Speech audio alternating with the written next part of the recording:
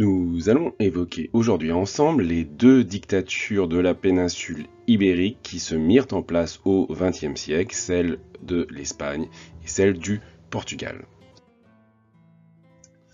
De nombreuses populations se sont bien sûr succédées sur ces espaces depuis la préhistoire, mais si celles-ci peuvent être intégrées dans des romans nationaux, d'un point de vue historique, la formation des États portugais et espagnols doit remonter uniquement à la formation des seigneuries des royaumes chrétiens qui luttèrent contre les territoires musulmans du sud de la péninsule.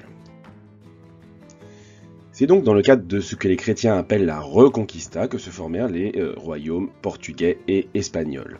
Deux territoires parmi les différentes seigneuries qui se formèrent alors, comme vous pouvez le voir sur cette carte.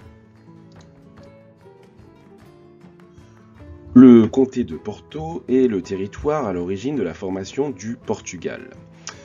C'est au départ un territoire intégré au royaume de Léon. Mais face au raid du vizir Al-Mansour, le royaume de Léon va connaître une phase de déclin facilitant l'autonomie de ses seigneuries, parmi laquelle se trouve donc le comté de Porto qui s'émancipe alors petit à petit pour finalement former le royaume du Portugal. Le royaume du Portugal s'étend alors à travers une série de batailles et de victoires face à ses rivaux musulmans et il achève sa formation en 1249 avec la prise de Faro qui lui ouvre ainsi les portes de l'Algarve. Puis en 1255, le royaume achève sa formation à travers le transfert de sa capitale de Coimbra vers Lisbonne, plus au sud. Plus grand que son voisin portugais, le royaume d'Espagne connaît également un processus de formation plus complexe. Le processus de création de l'État espagnol est en effet lié au rapprochement entre les deux plus puissants royaumes de la péninsule ibérique, la couronne de Castille et celle d'Aragon, à travers le mariage de leurs souverains respectifs, Isabelle de Castille et Ferdinand d'Aragon, en 1469. Les rois catholiques qui dirigent ce territoire ne procèdent pas pour autant nécessairement à une unification de leur royaume et l'Espagne se compose ainsi des pays de la couronne de Castille ainsi que des pays de la couronne d'Aragon. Alors petit à petit, la Castille, composante la plus vaste et la plus peuplée, mais également la plus centralisée, devient hégémonique au sein de cet ensemble qui va connaître un certain développement à l'époque moderne. Ce processus plus ou moins achevé d'unification territoriale de l'Espagne peut en partie expliquer le maintien de très forts particularismes locaux jusqu'à nos jours. Alors quoi qu'il en soit, il est important de retenir de ce processus de création étatique le rôle essentiel de la monarchie, mais aussi de la religion catholique sur laquelle elle s'appuie. Il n'y a d'ailleurs pas de monarchie sans religion, quelle que soit la religion, c'est elle qui permet de justifier le monopole du pouvoir au sein d'une famille régnante, même si toutes les monarchies ne sont pas nécessairement dynastiques. Et par conséquent, la religion chrétienne s'ancre dans le processus de création territoriale et va marquer profondément la culture de ces territoires de la péninsule ibérique. Alors, par ailleurs, on l'a vu, la formation de ces États se développe à travers une dynamique de conquête territoriale. Or, cette dynamique de conquête territoriale va donner aux deux États des ambitions pour s'affirmer en tant que puissance et poursuivre leur expansion au-delà des frontières qu'ils ont acquises. Ainsi, les royaumes du Portugal et de l'Espagne furent à l'origine des grandes explorations maritimes qui se développèrent dès la fin du Moyen Âge, et à partir de ces explorations, ces deux royaumes vont se former à travers les âges de vastes empires coloniaux. On le voit ici avec cette carte anachronique de l'Empire portugais, carte anachronique puisqu'elle ne présente pas les territoires au sein de l'Empire à un moment donné, mais l'ensemble des possessions portugaises sur la période qui est ici présentée. Et plus encore que le Portugal, l'Espagne va être à l'origine d'un immense empire planétaire, auquel il faut ajouter d'ailleurs un vaste territoire européen lié notamment à l'union des couronnes de Habsbourg au début de l'époque moderne. Mais face à l'émergence de puissances rivales, en particulier les royaumes de France et surtout d'Angleterre, eh bien, ces royaumes ibériques vont connaître une série de difficultés les menant à un déclin territorial et politique tout au long de l'époque moderne. Ainsi, au début de l'époque contemporaine, on a affaire à deux États qui cherchent à enrayer le déclin en cultivant une forme de nostalgie historique, les empêchant de tout à fait prendre le train de la modernité. On voit donc aussi bien en Espagne qu'au Portugal un clivage entre la volonté de maintenir les traditions à l'origine du passé glorieux de ces États et d'autre part la volonté de se moderniser et de s'adapter à l'évolution politique, économique et sociale en adoptant notamment les idées libérales en vogue à l'époque. Le royaume cherche alors à se réformer sous l'impulsion notamment de la présidence du Conseil de João Franco qui introduit des réformes libérales pour le faire évoluer vers une forme de monarchie parlementaire. Mais ces évolutions ne mettent pas fin aux tensions politiques qui secouent le pays, comme en témoigne l'assassinat en 1908 du roi Charles Ier par des révolutionnaires. La contestation de la monarchie portugaise trouve son aboutissement en 1910 à travers un coup de force qui mène à la proclamation de la première république du pays. On voit ici une allégorie de la République portugaise qui nous fait bien sûr penser à la Marianne française avec son bonnet phrygien et ses chaînes dont elle s'est libérée, symbolisant ici la liberté enfin acquise par la population portugaise à travers ce nouveau régime. Ce coup de force politique provoque ainsi l'exil du roi et l'instauration d'une république qui doit cependant faire face à une série de difficultés puisque les tensions politiques ne disparaissent pas avec l'instauration de ce nouveau régime. Un nouveau régime qui se laisse finalement entraîner dans la Première Guerre mondiale aux côtés de la France et du Royaume-Uni, sans forcément en tirer tous les bénéfices voulus, alors que l'agitation politique et en particulier ouvrière est forte, d'autant que, comme vous le savez, en 1917, les bolcheviks prennent le pouvoir en Russie et relancent le mouvement ouvrier à travers l'Europe. Donc face aux difficultés politiques qui secouent le Portugal et aux difficultés liées au climat de l'après-guerre, eh bien les militaires se décident à agir et à renverser la première République portugaise en 1926. À l'issue de ce coup d'État, Oscar Carmona, représentant de l'état-major portugais, qui fut ministre de la guerre à partir de 1923, devient le premier président de la nouvelle République. Le nouveau régime prend alors le nom d'Estado Novo, l'État nouveau, et institue au Portugal une seconde république autoritaire. Carmona est donc à la tête d'un régime où il représente finalement une junte militaire qui s'est emparée du pouvoir, mais celui qui s'impose comme l'homme fort du régime, c'est Salazar. Salazar est un professeur de finances publiques et le régime a besoin de lui car ses finances sont au plus mal. Et c'est à partir de son poste de ministre des Finances que Salazar va réussir à obtenir les pleins pouvoirs pour redresser le pays et finalement s'imposer comme le véritable chef de ce nouvel État. Chef du gouvernement à partir de 1932, il obtient finalement les pleins pouvoirs en 1933 à travers l'adoption d'une nouvelle constitution qui établit les principes de la dictature. Outre qu'elle lui confie les pleins pouvoirs, cette nouvelle constitution fait de l'Union nationale le parti unique d'un État qu'on peut légitimement dès lors qualifier de dictature.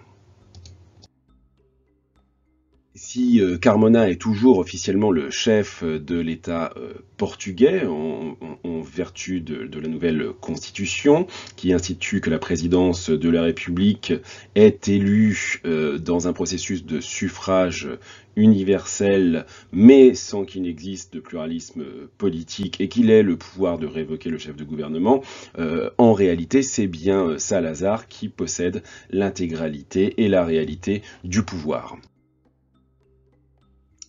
Salazar dirige ainsi le pays jusqu'à ce qu'un accident vasculaire cérébral l'oblige à se retirer en 1968. Il meurt finalement en 1970 et c'est alors Marcelo Caetano, un professeur de droit, qui lui succède. Le régime autoritaire de Salazar, qui, il faut le rappeler, est quand même avant tout un régime qui s'appuie sur l'armée, même si Salazar n'en est pas issu, s'inspire bien sûr des exemples de régimes autoritaires qui se développent alors en Europe à partir de 1922 dans l'Italie fasciste et 1933 dans l'Allemagne nazie.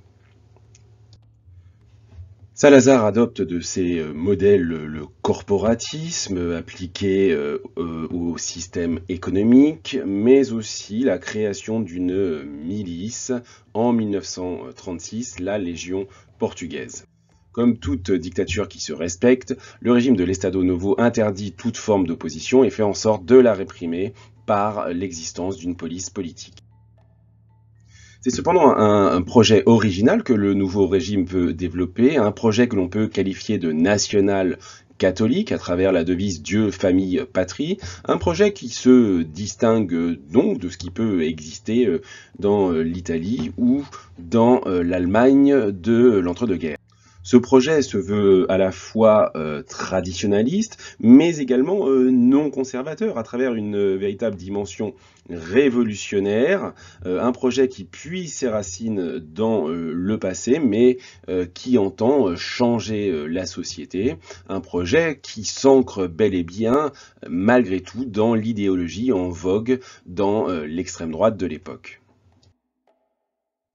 Qualifié de moine dictateur pour sa volonté d'intégrer les racines chrétiennes au sein de son gouvernement et de son nouvel État, eh bien Salazar bénéficie d'un soutien assez large puisqu'il s'appuie à la fois sur les campagnes, il est fils lui-même de paysan et connu un parcours qui relève d'une forme de méritocratie, mais il s'appuie aussi sur la bourgeoisie traditionnelle, bien sûr sur l'Église et l'armée qui largement le soutient.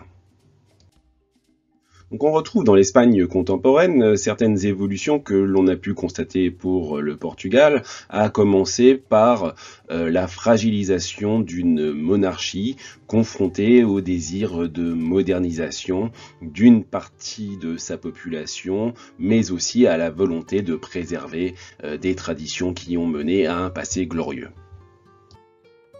Ainsi, la monarchie est une première fois renversée par une république qui va mener une première expérience sur une courte durée entre 1873 et 1874. Sur cette caricature, on voit le chef de l'exécutif, Francesco Pi Margall, débordé par le fédéralisme représenté par les enfants qui portent des tenues que l'on peut identifier aux traditionnelles tenues régionales. La caricature montre également son successeur, Emilio Castellari Ripoll, essayant de mettre de l'ordre dans ce régionalisme en enseignant notamment un patriotisme national qui apparaît assez artificiel en réalité. La première expérience républicaine est ainsi de courte durée et elle prend fin suite à un coup d'État militaire qui restaure la dynastie des Bourbons tout en voulant instituer une monarchie constitutionnelle qui rompe avec la tradition absolutiste. Dans un premier temps, c'est le militaire Francisco Serrano qui renverse le pouvoir républicain et entend instituer un régime autoritaire, mais il est à son tour contraint de quitter le pouvoir suite à l'intervention d'un autre militaire, Arsenio Martínez Campos, qui est à l'origine donc de la restauration monarchique et du retour sur le trône d'Alphonse XII. Mais la tentation autoritaire reste forte dans cette Espagne qui a retrouvé la monarchie, puisque en 1923, Primo de la Rivera y impose un régime autoritaire tout en préservant la monarchie représentée par Alphonse XIII. Dans les faits, c'est bien Primo de la Rivera qui exerce la réalité du pouvoir. Mais secouée par des tensions politiques, l'Espagne l'est aussi par la crise économique qui démarre en 1929 et s'étend en Europe. Et ainsi, en 1931, une nouvelle fois, la monarchie est renversée et s'instaure dès lors une seconde république. Or, à partir de 1936, cette seconde république s'oriente franchement à gauche à travers la victoire du Frente Popular qui rassemble l'ensemble des forces de la gauche espagnole.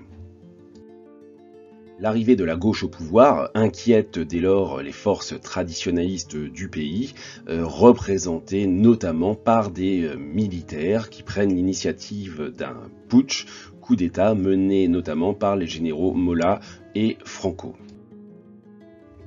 Le nouveau régime s'impose alors à l'issue d'une guerre civile particulièrement violente et qui fait intervenir de nombreux acteurs étrangers. Mola disparaissant pendant le conflit, Franco s'impose seul à la tête du nouvel État et l'emporte contre ses adversaires républicains définitivement à partir de 1939. Lors de ce conflit, le général Franco reçoit le soutien des forces armées nazies et fascistes et son régime nationaliste s'inspire également de ces modèles. Pour autant, il est surtout proche du modèle portugais à travers une ambition nationale catholique qui doit quand même amener à effectuer une certaine distinction vis-à-vis des régimes totalitaires que nous avons précédemment cités. C'est ainsi un régime qui veut défendre les traditions espagnoles et s'appuie sur les forces conservatrices que sont l'armée, l'Église catholique, qui constituent les vrais soutiens de ce régime. L'Espagne franquiste est une dictature qui s'appuie sur un parti unique, le mouvement national, parti unique qui intègre les phalanges, organisation d'inspiration fasciste qui fut créée par le fils du dictateur Primo de la Rivera, mais qui fut petit à petit intégré au sein du mouvement national, qui représente donc davantage une volonté d'édifier en Espagne un modèle de type national catholique plutôt qu'un régime fasciste. Chef incontesté de ce nouveau régime, Franco y possède le titre de caudillo, l'appellation officielle étant celle de Generalissime Francisco Franco, caudillo d'Espagne par la grâce de Dieu. Né dans une guerre civile, ce régime franquiste va maintenir tout au long de son existence une dimension particulièrement répressive vis-à-vis de ses opposants. Des opposants qui peuplent ainsi des camps de concentration où sont enfermés plus de 400 000 détenus politiques. Par ailleurs, le régime procéda dans les familles républicaines à des dizaines de milliers, voire à des centaines de milliers de vols d'enfants, Déclarés comme morts-nés, ces enfants étaient en réalité subtilisés à leur famille pour être placés dans des familles franquistes, afin d'élever ainsi de potentiels ennemis du régime. Idéologiquement proches du fascisme et du nazisme, l'Espagne et le Portugal surent néanmoins se montrer prudents et ne s'engagèrent pas dans la Seconde Guerre mondiale. Cette stratégie s'est avérée finalement payante puisque les deux pays furent finalement intégrés dans le camp occidental pendant la guerre froide. En effet, les États-Unis, bien qu'ils prétendèrent alors représenter le monde libre face au totalitarisme soviétique, estimaient que la priorité numéro 1 était la lutte contre le communisme et que cette priorité pouvait passer par le soutien à des régimes autoritaires, voire dictatoriaux.